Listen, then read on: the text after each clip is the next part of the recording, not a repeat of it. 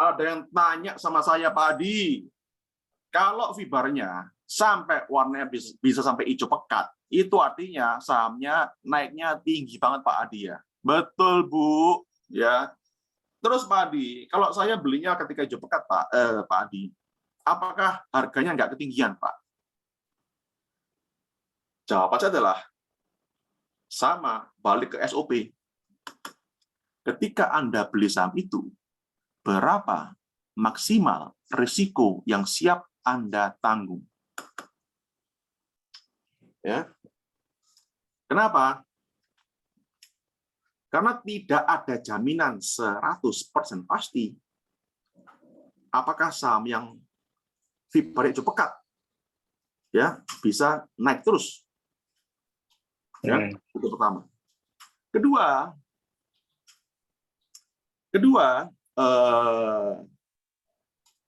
sebuah saham yang hijau pekat, berarti itu kemungkinan sangat besar, ya ingat ya, kemungkinan ya, nggak ada yang pasti ya, untuk bisa naik harganya.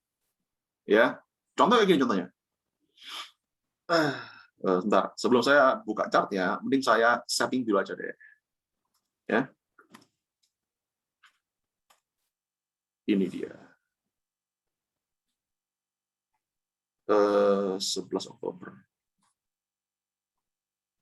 11 Oktober.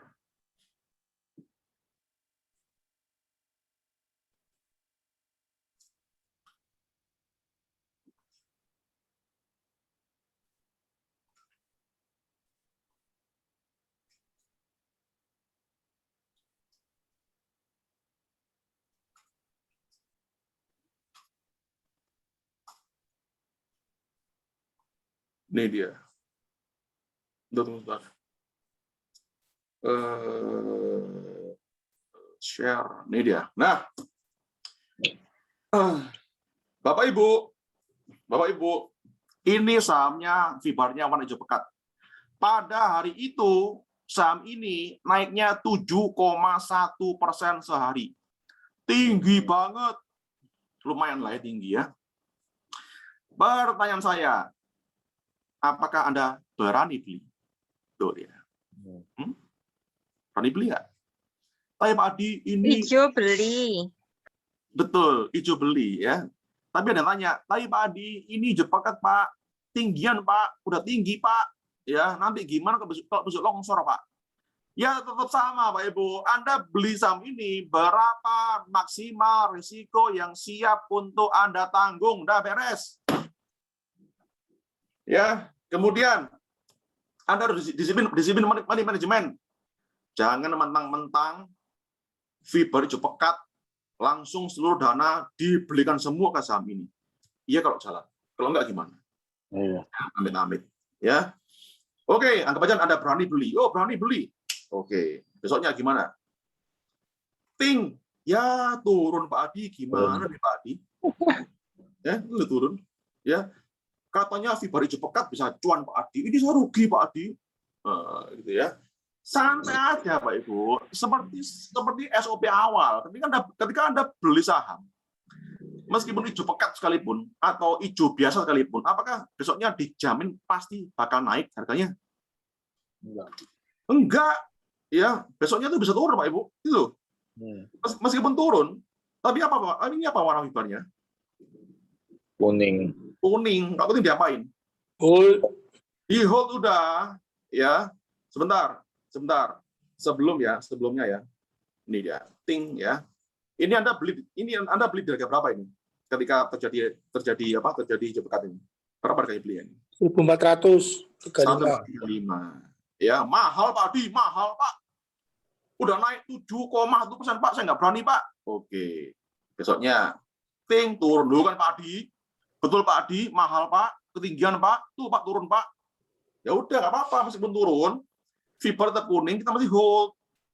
Ya, besoknya ting tuh tambah turun Pak Adi. Tuh kan, betul kan Pak? Saya bilang kalau fiber hijau pekat itu artinya harganya ketinggian. Ya tahu tuh longsor Pak, 2 hari Pak. Ya betul, longsor 2 hari nggak apa-apa. Tapi kan ini fibernya masih apa? Hijau, masih kuning. Ya kita hold aja.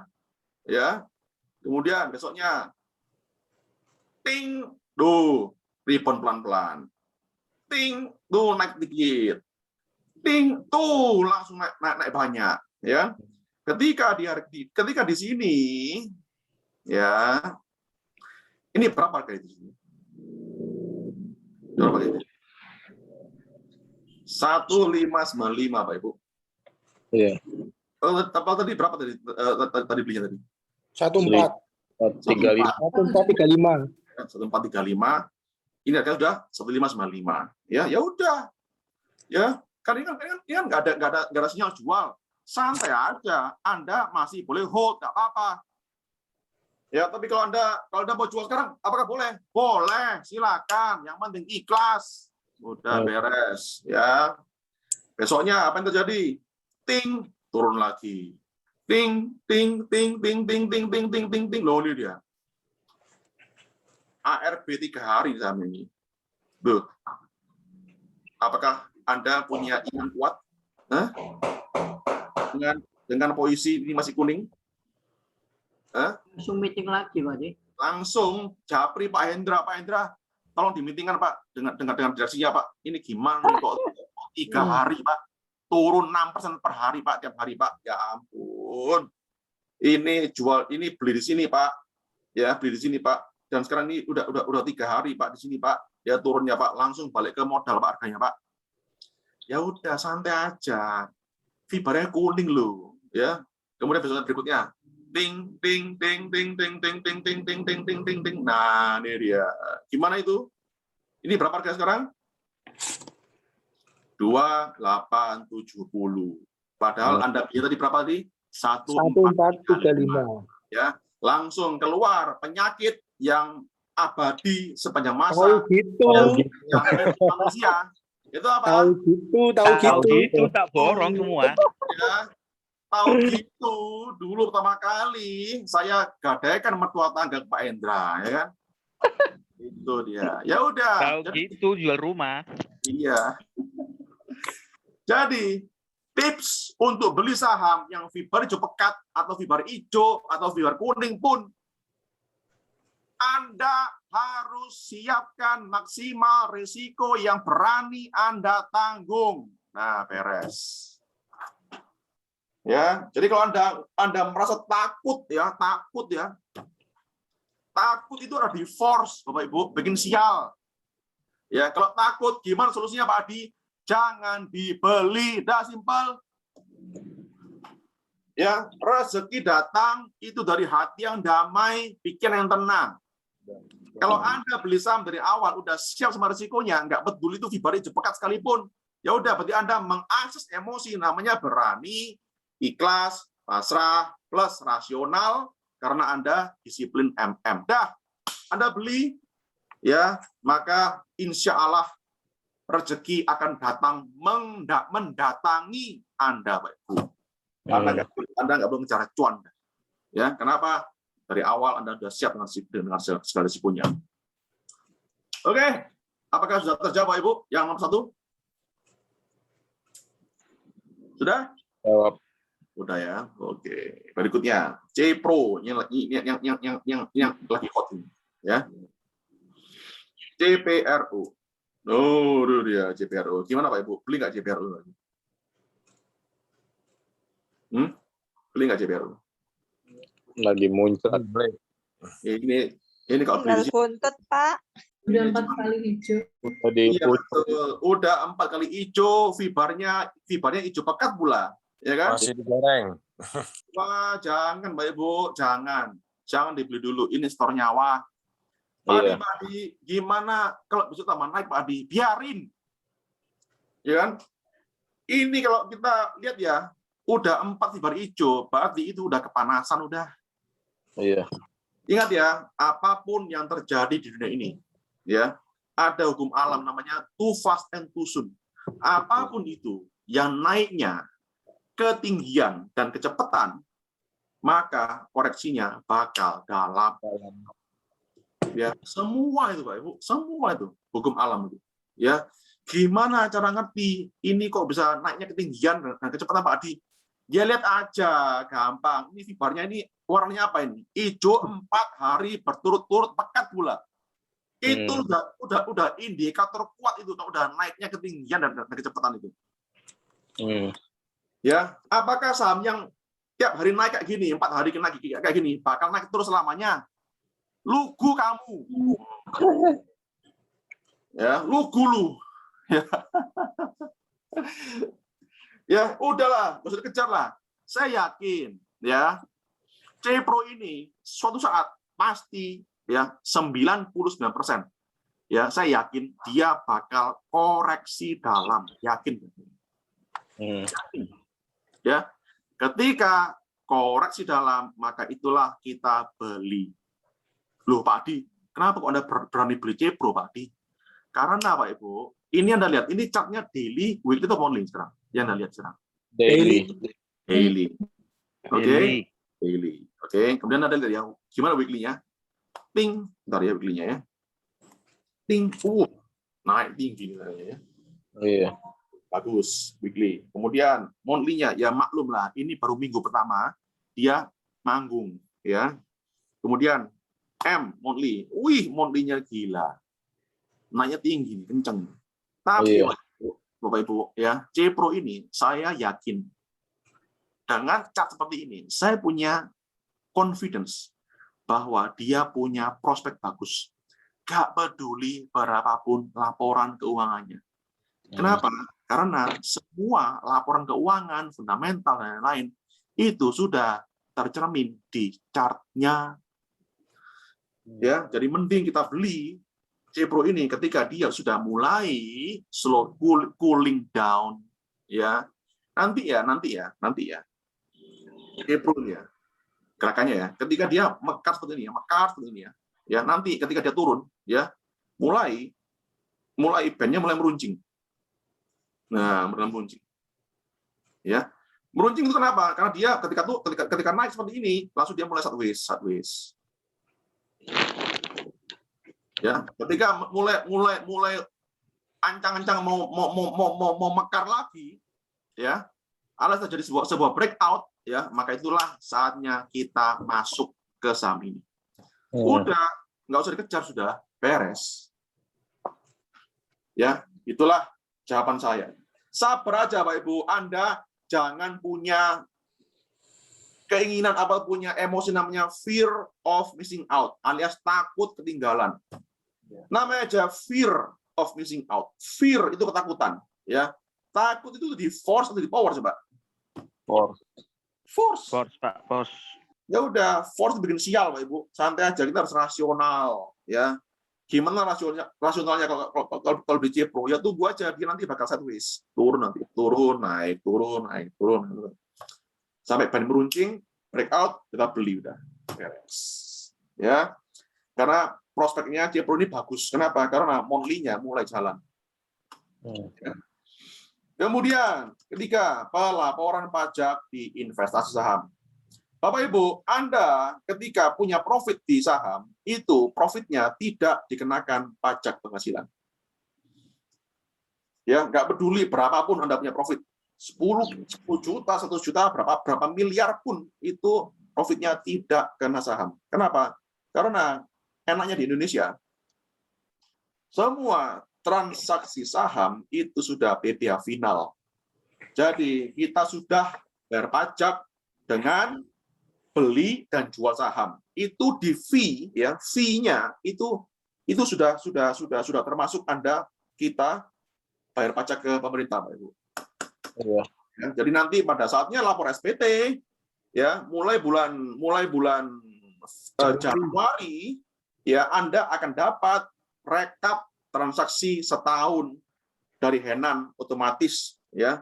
Anda bawa rekapan itu, ya, ke konsultan pajak kayak, atau Anda tulis sendiri kayak, ya, Anda laporkan asetnya dalam bentuk deklarasi, ya, Bapak Ibu, ya, deklarasi aset, ya. Jadi Anda cuma mengakui aja, ya, tapi berapapun profitnya Anda sudah bayar pajak. Oke? Apakah sudah terjawab, Bu Yvonne? Ya Pak, terjawab Pak Adi. Makasih. Sama-sama, Bu. Kemudian ada yang tanya nih, Pak Adi, katanya Pak, ini ekonomi Pak, pasca corona Pak, sudah mulai bangkit Pak Adi. Ya betul. Ya. Nah, apakah ini sudah saatnya beli properti, Pak? Beli tanah, rumah, dan lain-lain? Ya, sebentar. Ya. Mari kita lihat. Kalau kita mau beli properti, tanah, rumah, dan lain-lain, kita melihat sektor apa? Sektor apa? Properti, betul. Ya. SMRA. Nah, ini dia properti, ya. Nih, properti, ya. Oh, ini kurang banyak datanya ini ya. Ini dia. Nah, Bapak Ibu, kalau sektor properti, saham-saham yang gede di sektor properti adalah apa? SMRA, P1, CTRA, betul? Iya. SMRA. Nah, ini SMRA ya. WM. Tuh, SMRA udah mulai bahasa Perancisnya untuk ada ancang-ancang ini mau muncrat, betul? Ben ya. Apalagi ini terjadi di monthly, betul? Ya. Kemudian apalagi P1. Ting. Nah, P1. Gimana P1? Udah mulai meruncing. Ya. Dan dia udah mulai tembus deadline. Itu bagus. Kemudian CTRA. Ting. Nah, gimana CTRA? Sama, Pak. Sama, ini loh udah mulai Sama Piwon. ini ya. Mulai mekar pennya ini ya. BSD. Kemudian BSDE. Tuh BSDE gimana? Sama ya. Ya, jadi kalau ada yang lugu beli saham properti, cari yang fundamentalnya paling murah atau PBV-nya paling rendah atau PAR-nya di bawah 10. Berarti orang yang ngomong itu harus belajar di Taurus dulu ya, supaya dia nggak lugu-lugu amat ya. Kemudian BSDE, P1, CTRA, SMRA itu chartnya bagus semua. Berarti ini adalah saat yang tepat untuk mulai beli rumah lagi atau beli tanah lagi. Tapi kalau saya, Pak Ibu, daripada Anda beli rumah, beli tanah, beli ruko, mending uang Anda belikan aja saham properti. Kenapa? Bursa lebih liquid. Lagian kalau sektor properti, saham-saham properti itu pada naik harga sahamnya, otomatis yang terjadi di lapangan itu juga sama.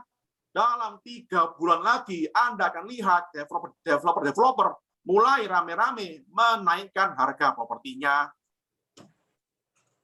Ya, kalau Anda beli rumah ya boleh akan ikutan naik, tapi tetap yang namanya properti itu tidak liquid. Ya, lagian kalau Anda yang berbisnis pasti Anda tahu ketika tahun 2010, 2011 banyak sekali orang beli tanah, properti, ruko, dan lain-lain. Apakah Anda masih ingat? Ingat nggak, Bapak Ibu? Soalnya kelamaan, berarti. Kelamaan ya, 10 tahun lalu ya. Bapak Ibu, tahukah Anda, ya, kayak Waskita gitu ya. Ya. Nah, 2011 ya. Waskita apa P1. Nah, ini dia P1 ini ya. Oh, ini dia. Ini dia. Mulai 2011 ya, 2010 ya. Ini dia, Pak Ibu. Anda ya, ketika tahun 2010, 2011 di mana orang-orang pada rame beli properti ya, dan ketika itu banyak sekali orang yang tiba-tiba jadi spekulan properti ya. Bahkan tanah-tanah yang lokasinya di tempat jin buang anak sekalipun, itu juga laku, Pak Ibu. Ya, itu artinya market properti lagi booming kayak gitu. Booming, Pak Ibu. Ya. Jadi kalau Anda beli properti, beli tanah, misalnya di sini berapa harganya? 5M lah di rumah gitu ya. Ketika di sini, ya, tahun 2016, ya ketika puncaknya ya euforia properti ya di sini ya, otomatis uang Anda yang beli 5M pertama kali itu jadi berlipat-lipat naiknya. Harga rumah Anda jadi naik gila-gilaan. Iya. Ya, Tapi daripada Anda nggak bisa jualan secara liquid, ya, mending Anda belikan uangnya untuk dibelikan saham properti. Sama aja kok, ya. Kenaikan investasi Anda ketika Anda belikan ruko dengan belikan saham properti, itu kira-kira sama gilanya kalau marketnya seperti ini naiknya. Ya, tapi apa yang terjadi? Saya punya teman beberapa, ya. Ketika properti naik, otomatis kan orang banyak ikutan beli properti, betul nggak? Iya. Kayak Bitcoin, Bitcoin naik, yuk langsung ya, YouTuber, Instagram, selebgram, bla bla bla, orang-orang atau bahkan teman Anda yang nggak punya background di bidang trading, tiba-tiba dia udah mulai ikutan kripto, ya. Anda pasti mengalami kan? Iya. Nah, orang-orang seperti itu nggak ngerti timingnya, nggak ngerti apa-apa, ya cuman baca di koran, baca di CNBC. Akhirnya apa? Itu juga terjadi pada para investor properti yang landed, yang beli fisik tanah, rumah dan lain-lain. Ya, orang-orang kaya itu mereka belinya di sini loh. Di atas. Di atas belinya. Akhirnya apa? Ketika di pucuk di sini, properti crash. Ya, kenapa? Karena naiknya ketinggian. Ya, bubble. Ya, akhirnya apa? Turun. Dan orang-orang itu duitnya sekarang kebanyakan nyangkut di properti. Dan dia nggak bisa jual. Ya, sulit jualnya gimana? Turun terus gini, marketnya properti. Ya, dan itu juga tercermin, Pak Ibu. Coba Anda di lapangan, coba Anda tanyalah teman Anda, broker properti lah, terutama yang senior lah. Bayangin ketika tahun 2010, 2011, gimana Anda jualan rumah? Wah, kayak kacang goreng. Iya. Sekarang gimana? Ya slow down lah, gitu-lah. Kenapa? Mereka setuju kok bahwa ketika di sini itu marketnya sudah overheating, naik terus. Ya akhirnya apa? Ada harga yang harus dibayar, yaitu apa? Koreksi. Ya akhirnya apa? Ya udah nyangkutlah. Banyak sekali orang-orang kaya yang asetnya sekarang nyangkut di properti. Mereka nggak bisa jual. Ya, jadi mending Anda belikan uang Anda, investasi Anda di saham properti. Naiknya sama kok. Ketika harga rumah di Citraland dinaikkan sama developernya, otomatis harga harga CTRA juga ikutan naik sahamnya. Sama. Ya. Jadi dan enaknya kalau Anda beli di saham di bursa di sektor properti, uang Anda liquid, ya Anda mau punya 5M, 10M, 100M sekalipun, jualnya gampang. Iya. Ya. Tapi Pak Adi, kalau di bursa Pak, itu sangat volatile Pak. Tiap hari naik turun Pak. Siapa suruh lu nonton di market tiap hari? Ya, itu pertama. Kedua, jangan dikira kalau kamu beli ruko, beli rumah, beli tanah, itu nggak volatile. Itu sangat volatile, sayang. Cuman aja, karena di depan pagar rumahmu itu tidak ada order book-nya. Ya, ketika di media atau pemerintah bilang akan ada relaksasi kredit properti, langsung rumah Anda ya yang Anda beli, kalau ada order book-nya di pagarnya, itu langsung naik 20% dalam 1 hari. Arah, Pak Adi. Langsung arah udah. Ya, itu kalau ada order book-nya rumah Anda. Ya. Sama ketika Menteri Keuangan memutuskan untuk mengetatkan kredit properti, otomatis nilai rumah Anda nyungsap. Cuman Anda nggak sadar aja. Kenapa? Karena di pagar rumah Anda itu nggak ada order book-nya. Ya, jadi apakah Anda mengerti maksud saya, Pak Ibu? Ngerti, Pak. Atau bingung? Ngerti. Ngerti ya? Oke, mantap. Pesan Ya. jatuh nggak bisa. Paham, Pak, paham. Jadi Pak Ibu, semua ekonomi itu sudah kelihatan di bursa kok. Bahkan Iya. di bursa itu sudah kelihatan lebih awal. Apa yang terjadi di bursa itu on average rata-rata itu mendahului 3 sampai 6 bulan dengan yang terjadi di lapangan. Jadi Anda bisa masuk duluan dan bisa exit duluan. Itu dia. Ya. Ngerti ya? Kemudian berikutnya Pak Ripo tanya. Ya. Apakah jika sudah milih saham dengan chart daily, lalu beberapa minggu berikutnya di call di weekly, apakah saham tersebut bisa dirubah menjadi trading weekly? Jawabannya adalah jangan. Oke, jangan. Daily, weekly. Ya, karena kita harus setia pada niat awal. Oke? Apakah terjawab Pak Ripo? Pak Ripo? Sudah terjawab, Pak. Oke, mantap, Pak. Ya. Dan sekarang udah jam 2, kurang 2 menit. Oke, good timing buat kita screening saham-saham. Ya. Padi. Ya, Pak Indra. Ya, Pak. Saya rasa kalau beli BSDE, JDRA itu Pak. Kalau beli fisiknya sama beli BNBA, cepat BNBA, Pak. Arah 3 hari udah beres, Pak. Iya, Pak. Betul, Pak. Itu aja masih belum kadang-kadang itu aja masih belum kadang-kadang mertua tangga, Pak ya.